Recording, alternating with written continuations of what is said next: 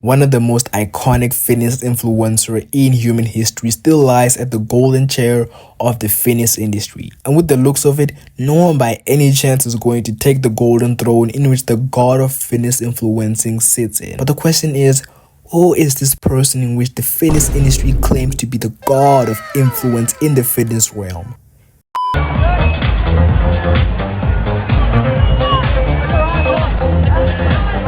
Meet Aziz, better known as Zyzz.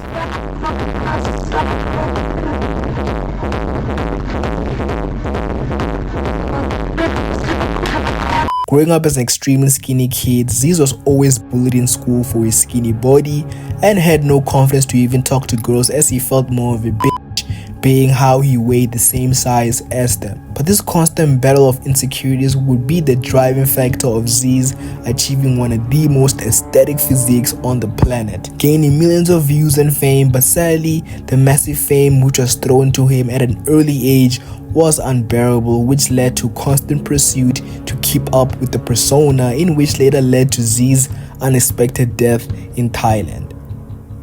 In this video, I will be discussing the rise and fall of Aziz and the root cause of his unexpected death, so make sure you watch until the end of the video. Like, comment, subscribe, and turn on that post notification to keep up with the best YouTube channel out there, Titan Physique content. Let's get it. You mad, bro? You're under arrest for being a faggot. Aziz Shavershian was born in 1989 on the 24th of March in Moscow, Russia, to Kurdish parents who came from Armenia Kurdish minority. Zyzz's parents, Ibion and Sergey, lived roughly at the edge in their financial abilities to provide excessive comfort to their children. They gave birth to two children, the firstborn being Zyzz Shavershian and the lastborn being Aziz Shavershian. Like, so you're Russian? Yes. What ethnicity? Russian? Like, I thought you wouldn't ask. When someone looks at you, as if they don't think you're like Lebo or Turkish or Greek or something. Yeah. When you say I've Russian, heard it all. I've heard it all. So let me like clarify that, bro. So it's like I was born in Russia, but I identify as a Kurd. So my family are Kurdish. And Kurdish Iraq? people, no, actually Armenia. Oh, Armenia. Okay. So the Kurds are scattered all over the Middle East. They're in around Turkey, Iran, Iraq, and there's a few from Armenia. So my family and my ancestors and their ancestors, they obviously migrated, I don't know where the fuck from, but they all settled into Armenia. So my last name, Shavershian, it's not even a Kurdish last name, it's an Armenian last name. But I'm guessing somewhere down the line my family would have had to change their last name because back then, Kurds and Armenians didn't really get along. Oh, really? But my family, we come from a Christian family, but most Kurdish people are Muslim. So we changed our names because my family was living in Armenia at the time to fit in with the Christian Armenians. So for all I know, my last name could be Shaversh. In 1993, they all moved to Australia, where they would be raised in Eastwood, New South Wales. Aziz and his brother attended school in the Morris College, Eastwood Secondary. Both Aziz and his brother experienced the school life badly, as they would be inhumanely bullied for their skinny body frame, which initially ingrained an insecurity of their bodies growing up. You and your brother, is he getting bullied as well? He got bullied as well, so same thing was happening to me was happening to him. Aziz, during his school years, he was a complete bookworm and quite intelligent child, winning numerous scores in academic school competitions. People forget that he was the dux. I'm not sure what you guys would call it. It's like when you're the top of your grade in every like academic subject, like maths, English, science. Like he was like ridiculously like autistically smart, and like he never even studied. It was really crazy. And he had like 300 students in his class. He'd be topping the class in every fucking subject until he found out about girls when he hit around puberty, around year 10, year 11. And then shit just started to go downhill. He's like, fuck all this dumb shit. Yeah, so he just started like fucking around a bit, getting with like girls and stuff like that. And he was still incredibly intelligent, but he didn't even like study for his HSC, we call it, which is like your enter score that you get to go into like university. Yeah. He did no studies, and I think he got like 89 out of 100, which is like I studied my fucking dick off, bro. Like I studied so hard. I'm not as smart as him, and I got like 83, and I was like, but I fucking studied, dude. I fucking hated school. Oh, bro. Despite Aziz excelling well in the academic school, that alone wasn't enough to patch out that eternal insecurity of his skinny body. Aziz didn't like his body to an extent that he would feel like a standing next to females, being that he weighed the same as them and made him feel more of a feminine than masculine. Aziz would also dream to be admired and for once respected, as he would see the buff lads get all the respect from men and women, a dream Aziz only ever wanted. Aziz during his high school years was a nerd, not saying this in a way to disrespect him, but in a way to describe that his activities was for nerds based off society stereotypes. Aziz would play lots of video games after school as a form to escape the pain he felt of being bullied during school because of his skinny body frame. Aziz was basically just in his room playing video games on his computer. He was like a massive nerd, massive. We still I still am. I still like to consider myself just a nerd in a jack guy's physique. You know what I mean? Aziz's brother had also experienced the same bullying during their high school years, which contributed to a lot of frustration and anger bottled up within the two brothers. The two brothers would watch a lot of movies and TV shows like Rambo, Arnold Schwarzenegger, and old school WWE. Very accustomed to watching Arnie Schwarzenegger movies, Sly movies, Jean-Claude Van Damme. We grew up watching these guys, and we grew up watching WWE and WCW wrestling. And I remember, Bro, how good? Sorry to cut you off. How fucking good was WWE? oh my fucking god, it was incredible, bro. Who's your favorite wrestler? Bro, man, Eddie Guerrero. Oh, bro, you know he died from steroids and he fucking went crazy and shit. Bro, that's sad. What about like Chris Benoit, he died. Chris Benoit, killed his bro. wife, put him in the fucking Benoit choker hold, just fucking choked the bitch out. It's so then sad killed because his son, then killed himself. yeah, there's some deep stories about that stuff. Pretty Do you know fucked about up. WWE? Yeah, but not that stuff.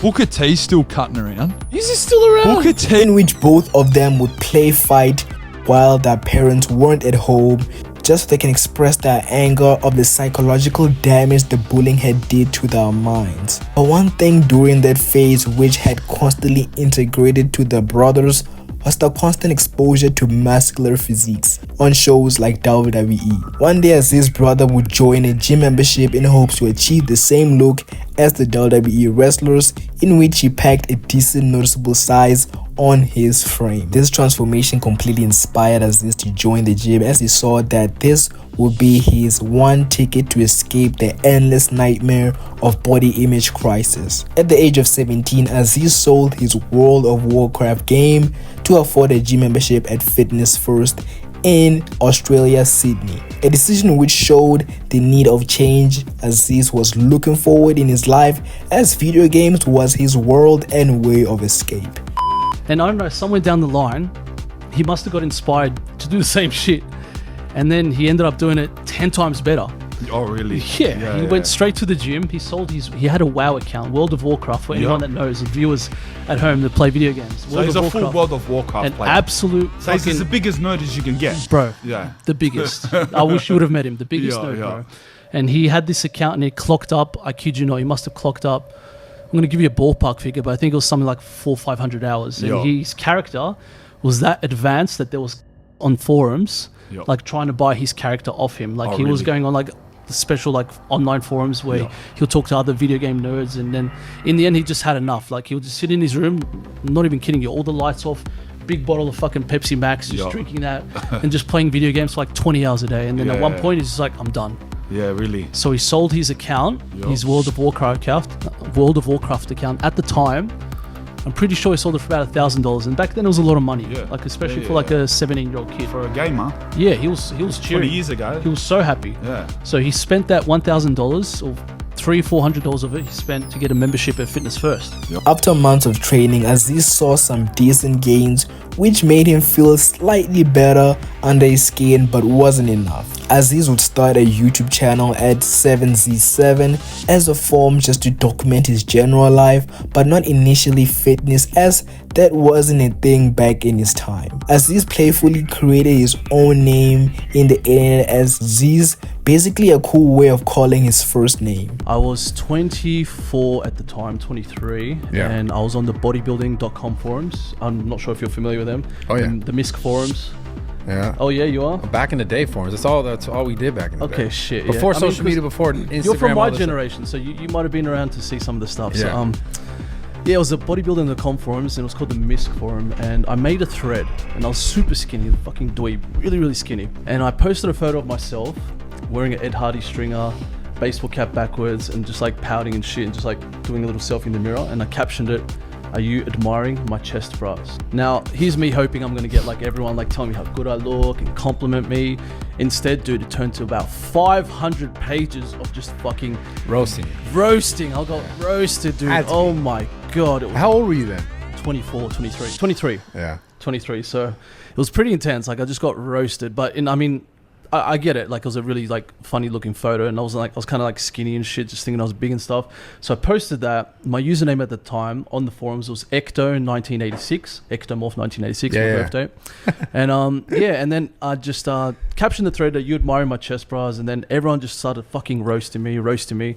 And then any thread I would make after that, they would just call me, "Oh shit, it's that chest bra guy, the chest bra guy." Yeah. And at that time, Aziz had his nickname Zyzz, and he was popping off. And I was like, chest bra. How did Zyzz get his nickname? I answered this in the Fresh and Fit, but I'll also answer for you, Bradley. Yeah. It's a bit another funny story. So we were kids, and I could never pronounce his name properly as a kid because I had a lisp growing up. So I would pronounce his name as Zyzz with a huge lisp, and here's where it gets super weird. He didn't even call me by my name, Sayed. He would also call me Zyzz. So we had this running joke where we would just call each other Zyzz as little kids. And then like people around us, when they would see us like talk and stuff, they'd be like, "Why the fuck are you guys calling each other Zyzz? Like what the hell?" And then he just changed his name to Zyzz when he started popping on online social media, and the rest is like kind of history. Aziz saw that achieving his goal physique to fix that insecurity would take him a while, so he decided to take steroids, with one of the first cycles being trend. Zyzz would post his 1-year transformation on gear, which would go absolutely viral on Facebook. So as his most iconic meme, "When I was young, they told me I could be anyone I wanted, so I became Zyzz." Zyzz! It's not ZYZZ! It's not Zyzz! It's fucking Zyzz, man! Zyzz gained lots of followers of his born perception and felt lots of dopamine that he was finally being viewed as somebody and not just some average skinny kid that probably jacks off behind the wardrobe. Zyzz would decide to create his own persona as a form of not too serious act, but a temporary behavior, and keep in mind that Zyzz didn't play this persona just for entertaining social media at the time, but played it to help him get out of his comfort zone and beat his social anxiety fears. Zyzz would document his party lifestyle of raving and Samoan type dancing, which was very interesting to watch. Zyzz would post clips of himself chanting his phrases like "you admiring," "sick cunt," and "bra," overall creating this multiverse of pure gym head, which arguably is the root of gym bros going to the gym being stereotyped as meatheads.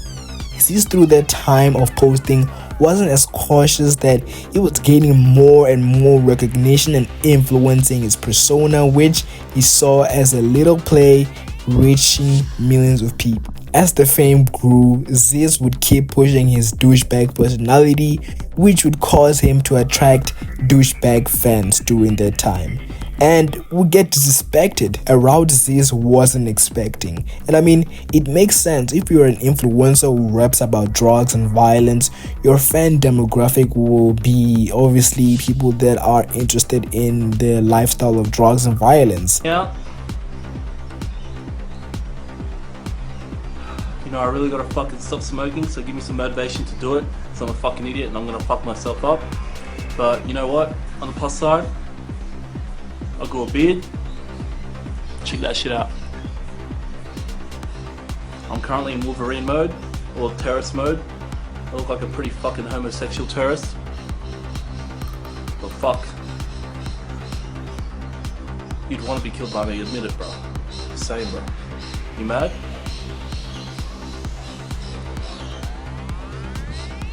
Yeah, you mad. Zyzz eventually hit a wall of realization that the party life was a way for him to fill up that void of insecurity, and his whole persona was just to constantly get validation of being a person he was not.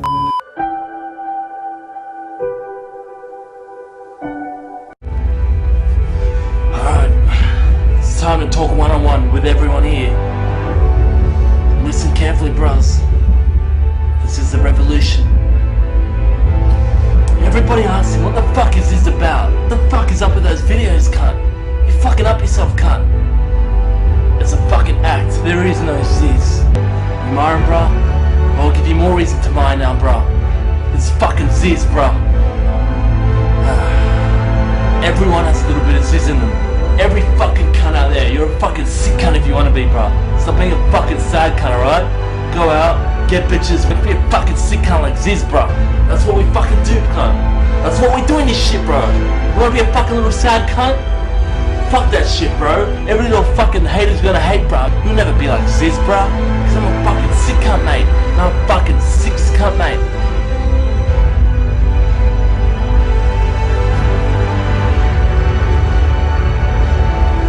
This heavy fame was hurting Zyzz as he kept taking steroids to maintain his physique on social media. So overall, Zyzz was stuck in a corner where he had to act like a person he wasn't, and his health was at risk because he had to keep taking steroids to maintain his amazing physique, which was validated by millions of people online. Yeah. Mr. Alpha! Recording a video. It's not funny, man. Mr. It's not funny. You're fucking hurting me. You gotta look back on this and remember. How much of a dumb cunt Don't is be this? shy, don't be shy. Fuck, you got a good face. Don't be shy, man. Hey man, do you know what day it is? Fuck, you got a good face. Who's this, bro? Zoom in on his face. Shit. Oh, you can't. Just gotta zoom in manually. Yeah, remember that photo of Arthur where he went... Aziz announced the end of Party Life Zyzz and was looking forward to being more mature about his decisions in life. Aziz flew to Thailand to clear his mind, and shortly after that he passed away from a heart attack in a sauna. Aziz's main cause of death remains undefined, as his family have chosen to keep his cause of death private to the public. He does other drugs that aren't steroids. Of course, they're saying he's in a sauna. He was very open about that cigarettes, too. Like, yeah, he was open about everything. Extremely open, yeah. But they're saying it was like a heart attack. A heart condition, yes. Yeah. So I will be coming out with the truth eventually one day, when my parents aren't around to see the aftermath. Yeah. Okay. So you because it would bother them. So imagine what it would bother them because for many reasons it'll bother them, but I've got the blessing to do it once the time is right. So, but you're saying he did have a heart condition? I can't even answer that. Okay. Yeah, all right. Yeah. But all the truth will be revealed in due time. I just have to, respect my parents' wish. Despite Aziz's internal imperfection and pursuit to fill up the void within himself, Aziz remains an icon in the fitness industry. And maybe Zyzz might have left the world with the thought that he had wished he was a good role model to the public. His persona had an unimaginable impact to the world of fitness for eternity. Zyzz will forever live as the truly first fitness influencer who has shaped the fitness influencing world for what it is today.